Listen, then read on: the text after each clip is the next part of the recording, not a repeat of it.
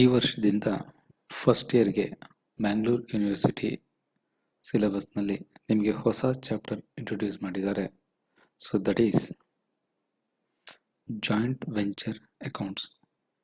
ಇದಕ್ಕೂ ಮುನ್ನ bills of exchange ಅಂತ ಚಾಪ್ಟರ್ ಇತ್ತು.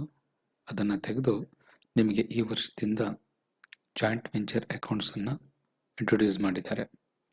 ಸೊ ಈ ಜಾಯಿಂಟ್ ವೆಂಚರ್ ಅಂದರೆ ಏನು, ಫಸ್ಟು ಥಿಯರಿ ಪಾರ್ಟ್ನಲ್ಲಿ ಈ ವಿಡಿಯೋದಲ್ಲಿ ನೋಡುವ. So there are two words, joint venture. Joint ಅನ್ನೋ ವರ್ಡ್ಗೆ ನಾನು ಸಪ್ರೇಟಾಗಿ ಡೆಫಿನೇಷನ್ ಹೇಳಬೇಕಾಗಿಲ್ಲ.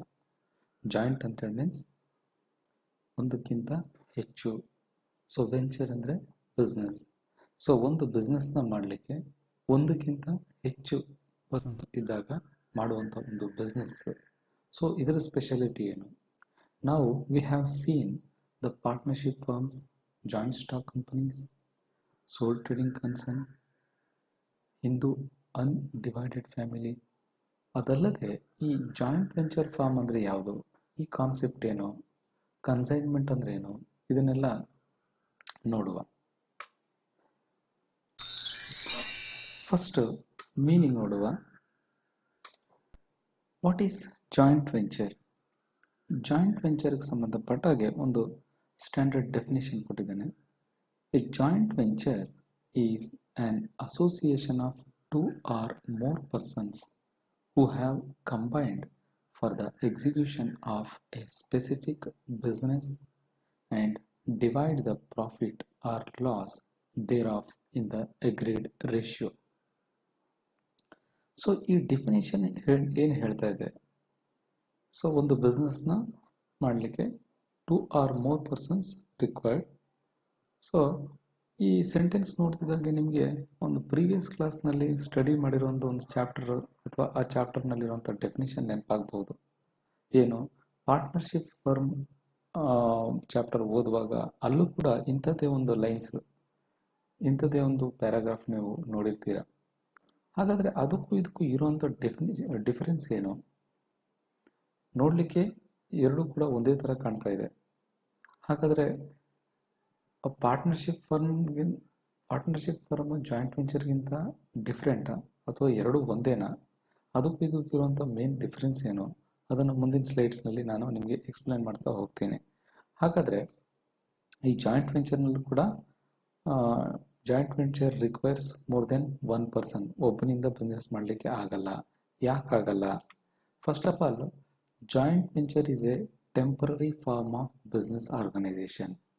So in the case of partnership firm ಅಲ್ಲೂ ಕೂಡ ಮೋರ್ ದೆನ್ ಟೂ ಪರ್ಸನ್ಸ್ ಇರ್ತಾರೆ ಅಂತ ಹೇಳಿದೆ. ಈ ಜಾಯಿಂಟ್ ವೆಂಚರು ಆಲ್ಮೋಸ್ಟ್ ಪಾರ್ಟ್ನರ್ಶಿಪ್ ಫರ್ಮ್ಗೆ ಹೋಲಿಕೆ ಮಾಡೋದಿದ್ರು ಕೂಡ ಇದು temporary in nature. In the case of partnership firm it is not like that. ಅದು ಗೋಯಿಂಗ್ ಕನ್ಸರ್ನ್ ಪ್ರಿನ್ಸಿಪಲ್ನ ಅಡಾಪ್ಟ್ ಮಾಡಿಕೊಂಡು ಅದ್ರ ಬೇಸ್ ಮೇಲೆ ನಡೀತಾ ಇರುತ್ತೆ. ಏನು ಗೋಯಿಂಗ್ ಕನ್ಸರ್ನ್ ಕಾನ್ಸೆಪ್ಟ್ ಹೇಳುತ್ತೆ? ಸ್ಟಾರ್ಟಿಂಗ್ ಬಿಸ್ನೆಸ್ನ ಶುರು ಮಾಡುವಾಗ ಯಾರಿಗೂ, ಯಾವುದೇ ಬಿಸ್ನೆಸ್ ಪರ್ಸನ್ ಇರ್ಬೋದು ಅಥವಾ ಓನರ್ ಇರ್ಬೋದು, ಈ ಬಿಸ್ನೆಸ್ಸು ಇಂಥ ದಿನಕ್ಕೆ ಇಂಥ ಇಯರ್ಗೆ ಎಂಡ್ ಆಗುತ್ತೆ ಅಂತ ಮುಂಚೆನೇ ಡಿಸೈಡ್ ಮಾಡಿರಲ್ಲ. ಸೊ ಅದೊಂದು ಲಾಂಗ್ ಲೈಫ್ ಇರುತ್ತೆ. ಆ ಕಾರಣಕ್ಕಾಗಿ ಪ್ರತಿ ವರ್ಷ ಫಿನಾನ್ಷಿಯಲ್ ಸ್ಟೇಟ್ಮೆಂಟ್ಸ್ನ ಪ್ರಿಪೇರ್ ಮಾಡಿ ಪ್ರಾಫಿಟ್ ಅಥವಾ ಲಾಸನ್ನು ನೋಡೋದು, ಹಾಗೆ ಫಿನಾನ್ಷಿಯಲ್ ಪೊಸಿಷನ್ನ ನೋಡೋದು, ಎಷ್ಟು ಅಸೆಟ್ಸ್ ಮತ್ತು ಎಷ್ಟು ಲಯಬಿಲಿಟೀಸ್ ಇದೆ ಅಂತ ಪ್ರತಿ ವರ್ಷ ಕ್ಯಾಲ್ಕುಲೇಟ್ ಮಾಡೋ ಉದ್ದೇಶನೇ ಅದು. That is never ending process ಅಂತೇಳಿ. ಬಿಸ್ನೆಸ್ ಇಂಥ ಡೇಟ್ಗೆ ಕ್ಲೋಸ್ ಆಗುತ್ತೆ ಅಂತ ಇಷ್ಟು ವರ್ಷನೇ ಬರುತ್ತೆ ಅಂತ ಯಾರೂ ಪ್ರಿಡಿಕ್ಟ್ ಮಾಡೋದಿರಲ್ಲ. It is depending upon the situation they may close the business. But joint venture ಕೇಸ್ನಲ್ಲಿ ಹಾಗಲ್ಲ. ಅದು ಒಂದು 14 ಡೇಸ್ಗೆ ಇರ್ಬೋದು, 1 ಮಂತ್ಗೋಸ್ಕರವಂತಲೇ ಫಾರ್ಮ್ ಆಗಿರುವಂಥ ಬಿಸ್ನೆಸ್ ಆಗಿರಬಹುದು, ಅಥವಾ ಒಂದು 3 ಮಂತ್ಸ್ ಟರ್ಮ್ಗೆ ಫಾರ್ಮ್ ಮಾಡಿರುವಂಥ ಬಿಸ್ನೆಸ್ ಆರ್ಗನೈಸೇಷನ್ ಇರ್ಬೋದು. ಇದೊಂಥರ temporary form of business organisation. ಒಂದು ಪರ್ಪಸ್ನ ರೀಚ್ ಆದ ತಕ್ಷಣ ಈ business, joint venture business automatically terminate ಆಗುತ್ತೆ. ನೆಕ್ಸ್ಟ್, ಈ ಜಾಯಿಂಟ್ ವೆಂಚರ್ನ ಫಾರ್ಮ್ ಮಾಡೋಂಥ ಉದ್ದೇಶ ಏನು? ಈ ಜಾಯಿಂಟ್ ವೆಂಚರ್ ಪರ್ಪಸ್ ಹಾಗಾದರೆ ಏನು? ಈಗ ನಾನು ನಿಮ್ಗೆ ಹೇಳಿದಾಗ ಯಾವುದೋ ಒಬ್ಬ ಪರ್ಸನ್ನು ಈ ಜಾಯಿಂಟ್ ವೆಂಚರ್ನಲ್ಲಿ ಬಿಸ್ನೆಸ್ನ ಶುರು ಮಾಡಲಿಕ್ಕೆ ಆಗೋದಿಲ್ಲ. ಯಾಕೆ ಅಂತ ಹೇಳಿದ್ರೆ ಇದರಲ್ಲಿ ತುಂಬಾನೇ ರಿಸ್ಕ್ ಇರುತ್ತೆ. Higher risk, it involves higher risk, higher investments and even they demand multi skills. So ಇಲ್ಲಿ ತುಂಬಾನೇ ರಿಸ್ಕ್ ಇರುತ್ತೆ. ಆ ರಿಸ್ಕನ್ನು ಒಬ್ಬನೇ ಪರ್ಸನ್ನ ಬೇರ್ ಮಾಡಲಿಕ್ಕಾಗಲ್ಲ. ಅದನ್ನು ಸ್ಪ್ರೆಡ್ ಮಾಡಿದಾಗ, ಇನ್ನೊಬ್ರಿಗೆ ಡಿಸ್ಟ್ರಿಬ್ಯೂಟ್ ಮಾಡಿದಾಗ ಆ ರಿಸ್ಕ್ ಕಡಿಮೆ ಆಗ್ತಾ ಹೋಗುತ್ತೆ. ಇನ್ವೆಸ್ಟ್ಮೆಂಟ್ ಜಾಸ್ತಿ ಬೇಕು ಅಂತ ಹೇಳಿದಾಗ ಒಬ್ಬನೇ ಇನ್ವೆಸ್ಟ್ ಮಾಡ್ಲಿಕ್ಕೆ ಆಗದೆ ಇರ್ಬೋದು. And they demand multi skills. So multi skills ಬೇಕಾಗುತ್ತೆ. ಅಂದರೆ ನಿಮಗೆ ಒಂದು ಎಕ್ಸಾಂಪಲ್ ಮೂಲಕ ಅರ್ಥ ಮಾಡಿಸಿದಿತ್ತು ಅಂತ ಹೇಳಿದ್ರೆ, ಈಗ ಒಂದು ಬಿಲ್ಡಿಂಗ್ನ ಕನ್ಸ್ಟ್ರಕ್ಟ್ ಮಾಡುವಾಗ ಯಾರೋ ಒಬ್ಬ ಬಿಲ್ಡಿಂಗ್ ಕಾಂಟ್ರಾಕ್ಟರಿಂದನೇ ಆ ಕಂಪ್ಲೀಟ್ ಬಿಲ್ಡಿಂಗ್ ತಯಾರಾಗುತ್ತೆ ಅಂತ ನಾವು ಎಣಿಸ್ಲಿಕ್ಕಾಗಲ್ಲ. ಅಲ್ಲಿ ಎಲೆಕ್ಟ್ರಿಷಿಯನ್ ಬೇಕಾಗ್ತದೆ, ಪ್ಲಂಬರ್ ಬೇಕಾಗ್ತದೆ, ಪೇಂಟರ್ ಬೇಕಾಗ್ತಾರೆ. ಸೊ ಇಲ್ಲಿ ಡಿಫ್ರೆಂಟ್ ಸ್ಕಿಲ್ಡ್ ಪರ್ಸನ್ಸ್ನ ನಾವೇ ನೋಡ್ತಾ ಇರ್ತೀವಿ. ಹಾಗೆ ಒಂದು ಪ್ರಾಜೆಕ್ಟನ್ನು ತಗೊಂಡಾಗ ಯಾವುದೇ ಒಬ್ಬ ಪರ್ಸನ್ನು ಎಲ್ಲ ಸ್ಕಿಲ್ ಹೊಂದಿರ್ತಾನೆ ಅಂತ ಹೇಳಲಿಕ್ಕೆ ಬರಲ್ಲ. ಸೊ ಅಲ್ಲಿ ಮಲ್ಟಿಪಲ್ ಸ್ಕಿಲ್ಸ್ ಒಟ್ಟಾದರೆ ಮಾತ್ರ ಆ ಒಂದು ಪ್ರಾಜೆಕ್ಟ್ನ ಕಂಪ್ಲೀಟ್ ಮಾಡಬೇಕಾಗ್ತಾ ಇರುತ್ತೆ. ಸೊ ಅಂಥ ಸಂದರ್ಭದಲ್ಲಿ ಈ ಜಾಯಿಂಟ್ ವೆಂಚರ್ ಬಿಸ್ನೆಸ್ಸು ಹುಟ್ಟಿಕೊಳ್ತವೆ. An individual person may not be able to master all resources. That's what I have explained. Hence, two or more people having requisite skill sets come together to form a temporary partnership. So keep it in your mind for your convenience. So joint venture means, ನೆನ್ಪಿಟ್ಕೊಳ್ಳಿ, it is a temporary partnership form.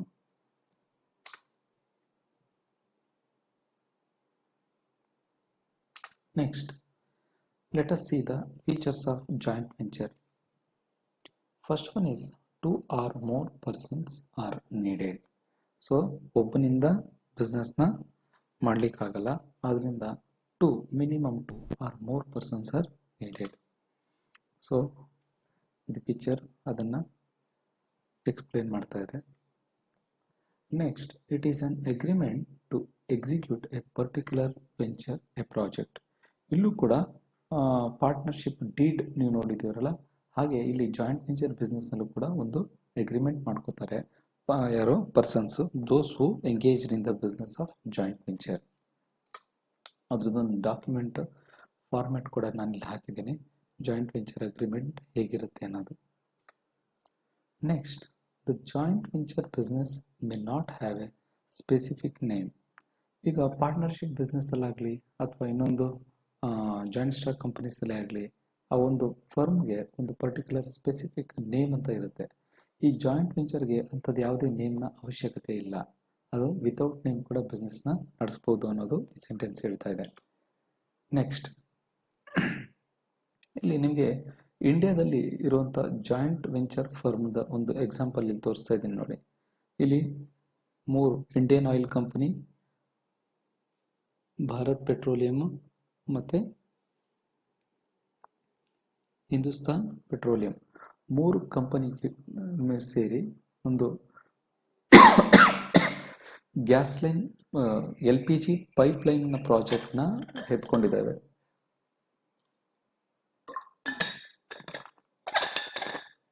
So ಅದು world's biggest pipeline project ಅಂತ ಇದು ಹೇಳ್ತಾರೆ. Nearly 10,000 crores of worth business ಅದು. ಇದು ಒಂದು ನಿಮಗೆ joint venture ಬಿಸ್ನೆಸ್ಗೆ example ಇಲ್ಲಿ. Next, it is of temporary nature, so the agreement regarding the venture automatically stands terminated as soon as the venture is complete. So ಈ ಕೇಸ್ನಲ್ಲಿ ನಾನು ಹೇಳೋದಿತ್ತು ಅಂತ ಹೇಳಿದ್ರೆ, ಫಾರ್ ಎಕ್ಸಾಂಪಲ್ ಈ LPG ಪೈಪ್ಲೈನ್ ಕನೆಕ್ಷನ್ ಏನಿದೆ, ಈ project ಎತ್ಕೊಂಡಿರೋದು ಒಂದು ಅಪ್ರಾಕ್ಸಿಮೇಟ್ಲಿ ಒಂದು 6 monthsಗೆ ಮುಗಿಬೋದು ಅಂತ ಇಟ್ಕೊಳ್ಳಿ. 6 months ಮುಗಿದ ತಕ್ಷಣ ಆ ಅಗ್ರಿಮೆಂಟು ಆಟೋಮೆಟಿಕಲಿ ಟರ್ಮಿನೇಟ್ ಆಗುತ್ತೆ. ನೆಕ್ಸ್ಟ್ ನೋಡಿ, ಇನ್ಶೂರೆನ್ಸ್ ಕಂಪನಿ ವಿಚಾರಕ್ಕೆ ಬಂದಾಗ LIC, Bajaj alliance, ICICI Prudential, SBI life, Reliance, so ಇವೆಲ್ಲ ಸೇರಿ ಕೂಡ ಒಂದು ಜಾಯಿಂಟ್ ವೆಂಚರ್ ಬಿಸ್ನೆಸ್ನ ಶುರು ಮಾಡಿದ್ದಾರೆ. The co-venturers share profit and loss in an agreed ratio.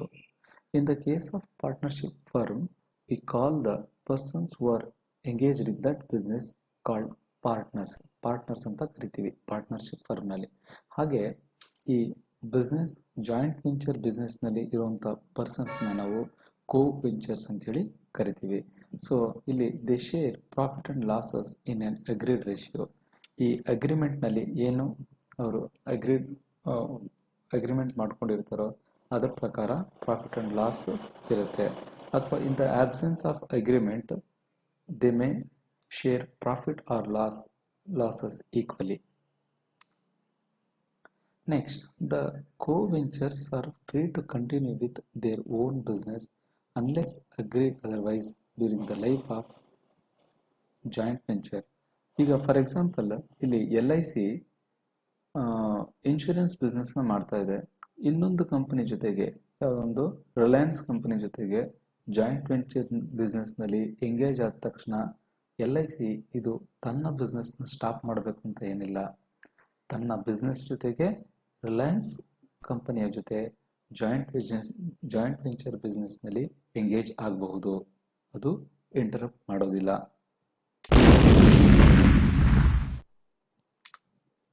Next difference ನೋಡುವ ಪಾರ್ಟ್ನರ್ಶಿಪ್ ಫರ್ಮ್ಗೆ ಜಾಯಿಂಟ್ ವೆಂಚರ್ಗೆ. Partnership covers a long period. ನಾನು ಆಲ್ರೆಡಿ ಎಕ್ಸ್ಪ್ಲೇನ್ ಮಾಡಿದೆ. ಗೋಯಿಂಗ್ ಕನ್ಸರ್ನ್ ಕಾನ್ಸೆಪ್ಟ್ ಬೇಸ್ ಮೇಲೆ ಪಾರ್ಟ್ನರ್ಶಿಪ್ ಫರ್ಮ್ಗೆ ಇಂಥದ್ದು ಇಯರ್ನಲ್ಲಿ ಎಂಡ್ ಆಗಬೇಕು ಅಂತ ಏನಿಲ್ಲ, ಅದು ಲಾಂಗ್ ಟರ್ಮ್ ನಡೀತಾ ಹೋಗುತ್ತೆ. But in the case of joint venture it is only for a limited purpose required to be achieved in a short period. Carried on with a firm name. ಈ partnership firm ಬಿಸ್ನೆಸ್ಗೆ ಒಂದು name ಅಂತ ಇರುತ್ತೆ, joint ವೆಂಚರ್ಗೆ ಇರೋದಿಲ್ಲ. The consignee being an agent has no powers except he has to obey the instruction of the consignor.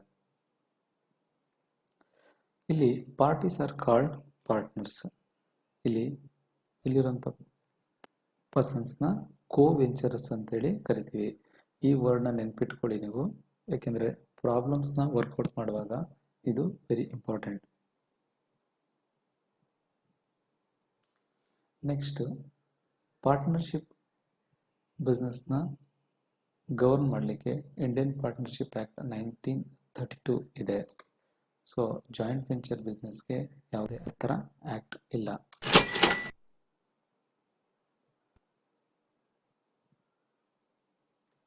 Next,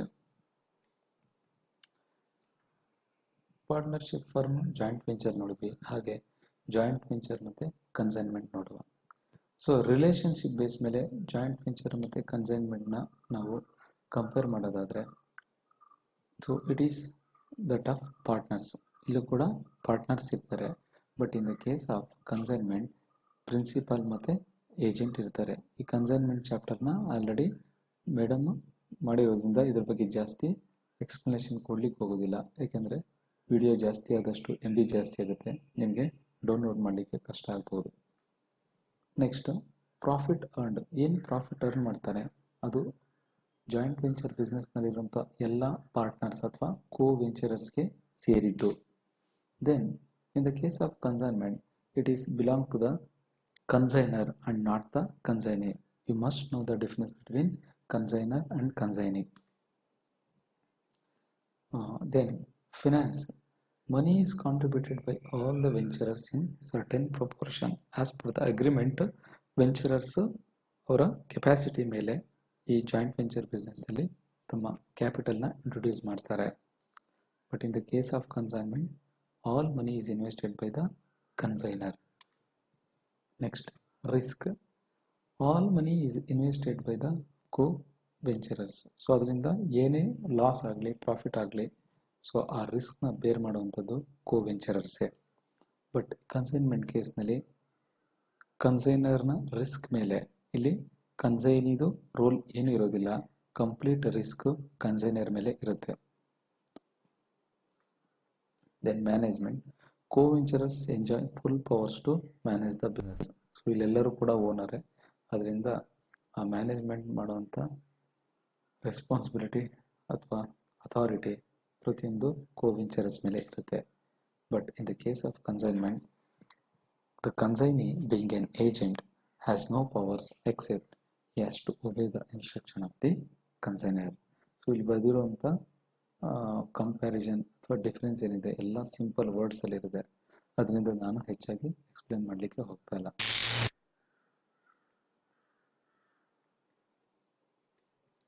next accounting ಪಾರ್ಟಿಗೆ ಬಂದಾಗ ಈ ಜಾಯಿಂಟ್ ವೆಂಚರ್ ಅಕೌಂಟಿಂಗ್ ಸಿಸ್ಟಮ್ ಹೇಗಿದೆ ಅಂತ ಹೇಳಿದ್ರೆ you can classified into 2 categories. ಅದನ್ನು 2 ಮೆಥಡ್ನಲ್ಲಿ ಫಾಲೋ ಮಾಡ್ತಾರೆ. ಒಂದು separate set of books, then another one is no separate set of books. ಇಲ್ಲಿ ಸೆಪರೇಟ್ ಸೆಟ್ ಆಫ್ ಬುಕ್ಸ್ ಮೆಥಡ್ನ ಫಾಲೋ ಮಾಡೋದಿದ್ರೆ ಯಾವ್ಯಾವ ಅಕೌಂಟನ್ನು ಪ್ರಿಪೇರ್ ಮಾಡಬೇಕು ಅನ್ನೋದು ಇಲ್ಲಿದೆ ನೋಡಿ. Joint bank account, joint venture account, personal accounts of co venturers. ಅದ್ರ ಜೊತೆಗೆ ನೋ ಸೆಪರೇಟ್ ಸೆಟ್ ಆಫ್ ಬುಕ್ಸ್ನಲ್ಲಿ ಈ ಥರ ಇಷ್ಟು ಅಕೌಂಟ್ಸ್ನ ಪ್ರಿಪೇರ್ ಮಾಡಬೇಕು ಅಂತ ಈ ಪಿಕ್ಚರ್ ಹೇಳ್ತಾ ಇದೆ. ನಿಮಗೆ ಈ ಸೆಮಿಸ್ಟರ್ನಲ್ಲಿ ಸಿಲೆಬಸ್ ಪ್ರಕಾರ ಈ ಮೆಥಡ್ ಮಾತ್ರ ಇರೋದು. ಸೆಪರೇಟ್ ಸೆಟ್ ಆಫ್ ಬುಕ್ಸ್ ಇದೆಯಲ್ಲ, ಈ ಮೆಥಡ್ ಮಾತ್ರ ಇರೋದು. No separate set of books ನಿಮ್ಮ ಸಿಲೆಬಸ್ನಲ್ಲಿ ಇಲ್ಲ. ಆದ್ದರಿಂದ ಇದನ್ನು ಮಾತ್ರ ನಾವು ಕಾನ್ಸಂಟ್ರೇಟ್ ಮಾಡುವ.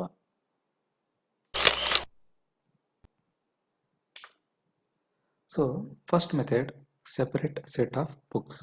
ಅದರಲ್ಲಿ 1 by 1 ನಿಮಗೆ ಜರ್ನಲ್ ಎಂಟ್ರೀಸ್ ಏನು ಪಾಸ್ ಮಾಡಬೇಕು, ಆ ಜರ್ನಲ್ ಎಂಟ್ರೀಸ್ ಬೇಸ್ ಮೇಲೆ ಹೌ ಟು ಪ್ರಿಪೇರ್ ಅಕೌಂಟ್ಸ್ ಅನ್ನೋದನ್ನು ನಿಮಗೆ ಎಕ್ಸ್ಪ್ಲೇನ್ ಮಾಡ್ತಾ ಹೋಗ್ತೀನಿ.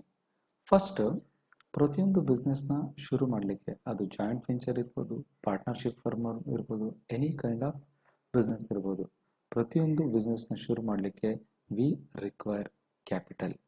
ಸೊ ಕ್ಯಾಪಿಟಲ್ ಇಲ್ಲದೆ ಯಾವುದೇ ಬಿಸ್ನೆಸ್ನ ಶುರು ಮಾಡಲಿಕ್ಕೆ ಆಗೋದಿಲ್ಲ. ಸೊ ಅದಕ್ಕೆ ಫಸ್ಟ್ ಜನರಲ್ ಎಂಟ್ರಿ ಪಾಸ್ ಮಾಡಬೇಕು.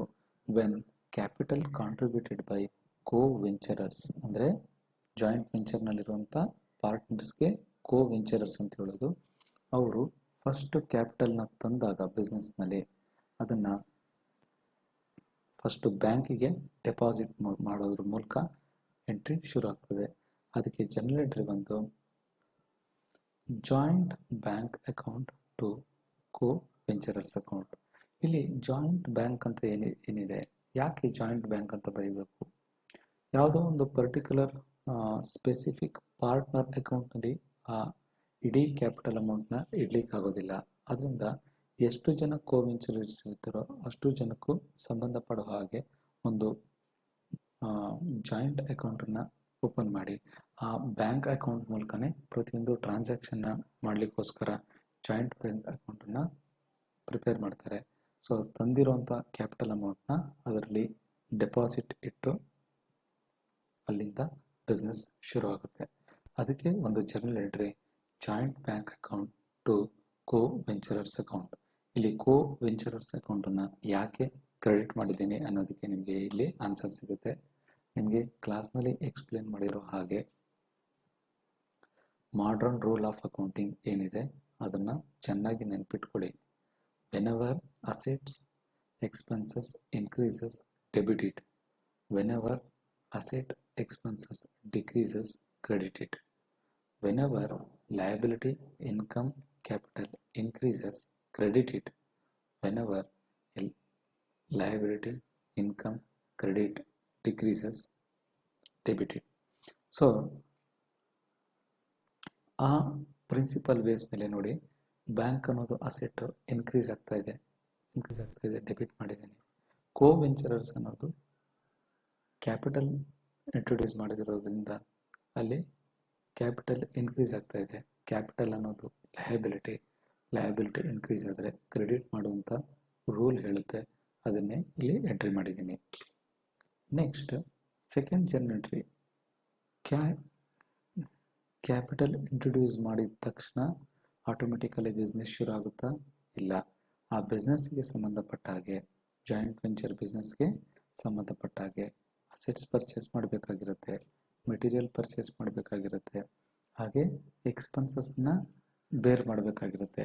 ಸೊ ಇಂಥ ಸಿಚುವೇಷನಲ್ಲಿ ಒಂದು general entry, whenever they purchase asset, whenever they purchase material, whenever they spend expenses. So ಅಂಥ ಸಿಚುವೇಷನಲ್ಲಿ ಒಂದು ಜನರಲ್ ಎಂಟ್ರಿನ ಪಾಸ್ ಮಾಡಬೇಕು. ಅದಕ್ಕೆ joint venture account to bank account. ಅಸೆಟನ್ನು ಪರ್ಚೇಸ್ ಮಾಡೋದಾಗಲಿ, ಮೆಟೀರಿಯಲ್ನ ಪರ್ಚೇಸ್ ಮಾಡೋದಾಗಲಿ, ಅದು ಯಾವುದೇ ಒಂದು ಎಕ್ಸ್ಪೆನ್ಸಸ್, ರೆಂಟ್ ಇರ್ಬೋದು, ಸ್ಯಾಲ್ರಿ ಇರ್ಬೋದು, ಟೆಲಿಫೋನ್ ಬಿಲ್ ಇರ್ಬೋದು, ಅಥವಾ ಎನಿ ಕೈಂಡ್ ಆಫ್ ಎಕ್ಸ್ಪೆನ್ಸಸ್ ಆದಾಗ ಕ್ಯಾಶ್ ಹೋಗುತ್ತೆ. ಕ್ಯಾಶ್ ಹೋಗೋದ್ರಿಂದ ನೋಡಿ, ಇಲ್ಲಿ ಕ್ಯಾಶ್ ಬ್ಯಾಂಕ್ ಅಕೌಂಟ್ಗೆ ಕ್ಯಾಶ್ ಬಂದಾಗ ಡೆಬಿಟ್ ಮಾಡಿದ್ದೀವಿ, ಇಲ್ಲಿ ಕ್ಯಾಶ್ ಹೋಗ್ತಾ ಇದೆ, ಅದರಿಂದ ಕ್ರೆಡಿಟ್ ಮಾಡಿದ್ದೀವಿ. ಇಲ್ಲಿ ಜಾಯಿಂಟ್ ವೆಂಚರ್ ಅಕೌಂಟ್ ಅನ್ನೋದೊಂದು ಕಾಮನ್ ಅಕೌಂಟನ್ನು ಇಲ್ಲಿ ಪ್ರಿಪೇರ್ ಮಾಡ್ತೀವಿ. ನಿಮಗೆ ಬೇರೆ ಬಿಸ್ನೆಸ್ ಅಕೌಂಟಿಂಗ್ ಪ್ರಿಪೇರ್ ಮಾಡುವಾಗ, ಬೇರೆ ಬಿಸ್ನೆಸ್ ಅಕೌಂಟಿಂಗ್ ಪ್ರಿಪೇರ್ ಮಾಡುವಾಗ ನೀವು ಅಬ್ಸರ್ವ್ ಮಾಡಿರ್ಬೋದು, ರೆಂಟ್ ಅಕೌಂಟ್ ಪ್ರಿಪೇರ್ ಮಾಡ್ತೀರಾ, ಸ್ಯಾಲ್ರಿ ಅಕೌಂಟ್ ಪ್ರಿಪೇರ್ ಮಾಡ್ತೀರಾ, ಇನ್ನೊಂದು ಯಾವುದೋ ಒಂದು ಪರ್ಚೇಸಸ್ ಅಕೌಂಟ್ ಪ್ರಿಪೇರ್ ಮಾಡ್ತೀರಾ. But the beauty of the joint venture accounting system ಏನಪ್ಪ ಅಂತ ಹೇಳಿದ್ರೆ, ಇಲ್ಲಿ ಅಸೆಟೇ ಪರ್ಚೇಸ್ ಮಾಡಲಿ, ಮೆಟೀರಿಯಲ್ ಪರ್ಚೇಸ್ ಮಾಡಲಿ, ಅಥವಾ ಏನೇ ಎಕ್ಸ್ಪೆನ್ಸ್ ಆಗಲಿ, ಪ್ರತಿಯೊಂದು ಕೂಡ ಜಾಯಿಂಟ್ ವೆಂಚರ್ ಅಕೌಂಟನ್ನು ಕಾಮನ್ ಅಕೌಂಟ್ಗೆ ಡೆಬಿಟ್ ಮಾಡ್ತಾ ಹೋಗ್ತೀವಿ. ಇನ್ನೊಂದ್ಸರಿ ಹೇಳ್ತೀನಿ, ನೆನ್ಪಿಟ್ಕೊಳ್ಳಿ, ಅಸೆಟೇ ಪರ್ಚೇಸ್ ಮಾಡ್ಬೋದು, ಮೆಟೀರಿಯಲೇ ಪರ್ಚೇಸ್ ಮಾಡ್ಬೋದು, ಏನೇ ಎಕ್ಸ್ಪೆನ್ಸಸ್ ಆಗ್ಬೋದು, ಪ್ರತಿಯೊಂದನ್ನು ಕೂಡ ಒಂದೇ ಒಂದು ಕಾಮನ್ ಜಾಯಿಂಟ್ ವೆಂಚರ್ ಅಕೌಂಟ್ನ ಡೆಬಿಟ್ ಮಾಡ್ತಾ ಹೋಗ್ತೀವಿ. ಅದನ್ನೇ ಇಲ್ಲಿ ಎಂಟ್ರಿ ಮಾಡಿರೋದು. ಎಕ್ಸ್ಪೆನ್ಸಸ್ ಇನ್ಕ್ರೀಸ್ ಆಯಿತು ಅಂತ ಹೇಳಿದ್ರೆ debit rule, bank asset decrease ಆಯಿತು ಅಂತ ಹೇಳಿದ್ರೆ credit. Next, when assets supplied, material supplied, expenses paid by ಕೋ-ವೆಂಚರರ್ಸ್.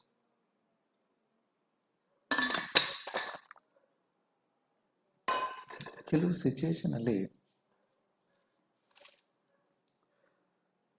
ಯಾವುದೋ ಒಂದು ಅಸೆಟನ್ನು ಪರ್ಚೇಸ್ ಮಾಡಲಿಕ್ಕೆ, ಮೆಟೀರಿಯಲ್ನ ಪರ್ಚೇಸ್ ಮಾಡಲಿಕ್ಕೆ, ಅಥವಾ ಎಕ್ಸ್ಪೆನ್ಸಸ್ನ ಬೇರ್ ಮಾಡಲಿಕ್ಕೆ ಬ್ಯಾಂಕ್ ಫೆಸಿಲಿಟಿ ಇಲ್ಲದೆ ಇರ್ಬೋದು, ಬ್ಯಾಂಕ್ ನಮಗೆ ಸಿಗದೇ ಇರ್ಬೋದು, ಬ್ಯಾಂಕ್ ಮೂಲಕ ಪೇಮೆಂಟ್ ಮಾಡಲಿಕ್ಕೆ. ಅಂಥ ಸಿಚುವೇಶನಲ್ಲಿ ಕೋ-ವೆಂಚರರ್ಸೇ ಆ ಅಮೌಂಟನ್ನು ಪೇ ಮಾಡಿದರೆ, ಸೊ ಆ ಸಿಚುವೇಶನಲ್ಲಿ ಎಂಟ್ರಿ ಏನು ಬರುತ್ತೆ ಅಂದರೆ joint venture account to co venturers account. ಇಲ್ಲಿ ನೋಡಿ, ಜಾಯಿಂಟ್ ವೆಂಚರ್, ಇಲ್ಲೂ ಕೂಡ ಜಾಯಿಂಟ್ ವೆಂಚರ್ ಅಕೌಂಟ್ ಡೆಬಿಟ್ ಮಾಡ್ತಿದ್ದೀವಿ, ಇಲ್ಲೂ ಕೂಡ ಜಾಯಿಂಟ್ ವೆಂಚರ್ ಅಕೌಂಟ್ ಡೆಬಿಟ್ ಮಾಡ್ತೀವಿ. ಆದರೆ ಬ್ಯಾಂಕ್ ಮೂಲಕ ಪೇಮೆಂಟ್ ಮಾಡಿದಾಗ ಮಾತ್ರ ಇಲ್ಲಿ ಬ್ಯಾಂಕ್ ಅಕೌಂಟ್ ಬದಲಾಗಿ ನಾವು ಕೋ-ವೆಂಚರರ್ಸ್ ಏನಾದ್ರು ಪೇ ಮಾಡ್ತು ಅಂತ ಹೇಳಿದ್ರೆ ಅದನ್ನು, ಆ ಅಕೌಂಟನ್ನು ಕ್ರೆಡಿಟ್ ಮಾಡಬೇಕು. ಅದರ ಅರ್ಥ ಇಲ್ಲಿ ನೋಡಿ, ಇಲ್ಲಿ ಕೋ-ವೆಂಚರರ್ಸ್ ಅಕೌಂಟ್ ಕ್ರೆಡಿಟ್ ಮಾಡಿದ್ದೀವಿ ಅಂತ ಅರ್ಥ ಕ್ಯಾಪಿಟಲ್ ಇನ್ಕ್ರೀಸ್ ಆಗ್ತಾ ಇದೆ. ಇಲ್ಲೂ ಕೂಡ ಅಷ್ಟೇ, ಆ ಕ್ಯಾಪಿಟಲ್ ಅಕೌಂಟ್ಗೆ ಅಮೌಂಟು ಆ್ಯಡ್ ಆಗ್ತಿದೆ ಅಂತ ಅರ್ಥ. ಅದಕ್ಕೆ explanation. Next, when assets sold, assets purchase ಮಾಡೋದಲ್ಲದೆ ಅಸೆಟ್ಸ್ನ ಸೇಲ್ ಮಾಡೋದು. ಇನ್ ಕೇಸ್ ಅದರ ಲೈಫ್ ಮುಗೀತು, ಅಥವಾ ಇನ್ನೊಂದೇನೋ ಟೆಕ್ನಾಲಜಿ ಅಡ್ವಾನ್ಸ್ ಆಗಿದೆ ಅಂತ ಹೇಳಿದಾಗ, ಇನ್ನೊಂದು ಯಾವುದೋ ಒಂದು ಹೊಸ ಮಿಷನರಿ ಪರ್ಚೇಸ್ ಮಾಡಬೇಕು ಅಂದಾಗ ಇರೋವಂಥ ಅಸೆಟ್ಸನ್ನ ಏನಾದ್ರು ಸೇಲ್ ಮಾಡೋಂಥ ಸಿಚುವೇಶನ್ ಬಂದರೆ, ಅಥವಾ ಮೆಟೀರಿಯಲ್ನ ಸೇಲ್ ಮಾಡೋಂಥ ಸಿಚುವೇಶನ್ ಬಂದರೆ, ಅಂಥ ಸಿಚುವೇಶನಲ್ಲಿ joint bank account debit to joint venture account. So joint bank account ಅಂತ ಹೇಳಿದ್ರೆ money is coming to the business to joint venture account. In case ಅಸೆಟ್ಸನ್ನ ಡಿಸ್ಪೋಸ್ ಮಾಡಿದಿತ್ತು ಅಂತ ಹೇಳಿದ್ರೆ ನಾವು ಪರ್ಟಿಕ್ಯುಲರ್ ಅಸೆಟನ್ನು ಕ್ರೆಡಿಟ್ ಮಾಡ್ತಾ ಇದ್ವಿ. ಇಲ್ಲಿ ಸೆಪ್ರೇಟಾಗಿ ಯಾವುದೇ ಮೆಷಿನರಿ ಅಕೌಂಟ್ ಇರ್ಬೋದು, ಯಾವುದೇ ರೆಂಟ್ ಅಕೌಂಟ್ ಇರ್ಬೋದು, ಸ್ಯಾಲ್ರಿ ಅಕೌಂಟ್ ಇರ್ಬೋದು, ಯಾವುದೇ ಅಕೌಂಟನ್ನು ಪ್ರಿಪೇರ್ ಮಾಡದೇ ಇರೋದ್ರಿಂದ ಅವೆಲ್ಲನೂ ಕೂಡ ನಾವಿಲ್ಲಿ ಜಾಯಿಂಟ್ ವೆಂಚರ್ ಅಕೌಂಟ್ನಲ್ಲೇ ತೋರಿಸ್ತೀವಿ. ಅದರ್ವೈಸ್ ನಾವು ಆ ಅಸೆಟ್ ಅಕೌಂಟ್ನ ಕ್ರೆಡಿಟ್ ಮಾಡಬೇಕಾಗಿತ್ತು. ಸೇಲ್ಸ್ ಆಯಿತು ಅಂತ ಹೇಳಿದ್ರೆ ಬೈ ಸೇಲ್ಸ್ ಅಂತ ಆಗಬೇಕಾಗಿತ್ತು. ಬಟ್ ಈ ಸಿಸ್ಟಮ್ನಲ್ಲಿ ಜಾಯಿಂಟ್ ವೆಂಚರ್ ಅಕೌಂಟೇ ಎಲ್ಲ ಆಗಿರೋದ್ರಿಂದ ಈ ಅಕೌಂಟನ್ನು ಇಲ್ಲಿ ಕ್ರೆಡಿಟ್ ಮಾಡ್ತಾ ಇದ್ದೀವಿ. Next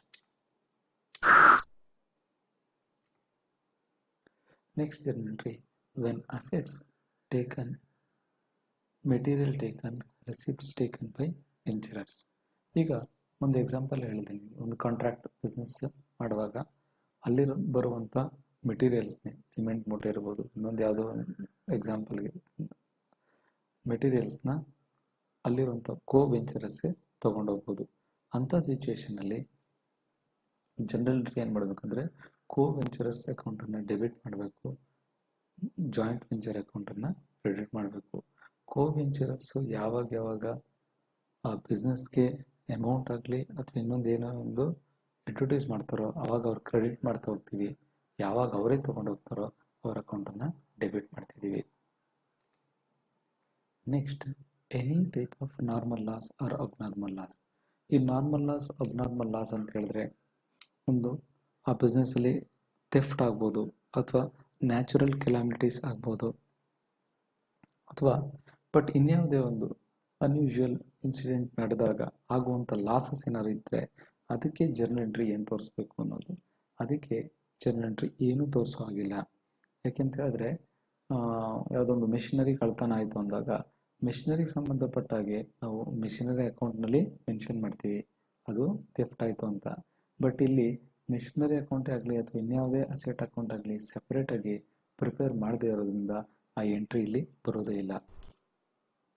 next, if joint venture account shows profit, so ಆ ಬಿಸ್ನೆಸ್ಸಿಂದ ಜಾಯಿಂಟ್ ವೆಂಚರ್ನಲ್ಲಿ ಪ್ರಾಫಿಟ್ ಆಯಿತು ಅಂತ ಹೇಳಿದ್ರೆ ಅದಕ್ಕೆ journal entry joint venture account debit to co venturers account, ಅಂದರೆ ಆ ಪ್ರಾಫಿಟ್ನ ಕೋ ವೆಂಚರರ್ಸ್ಗೆ ಶೇರ್ ಮಾಡಬೇಕು ಅಂತ. If joint venture account shows loss ಅಂದರೆ ಇದಕ್ಕೆ reverse entry joint co venturers account debit to joint venture account. Then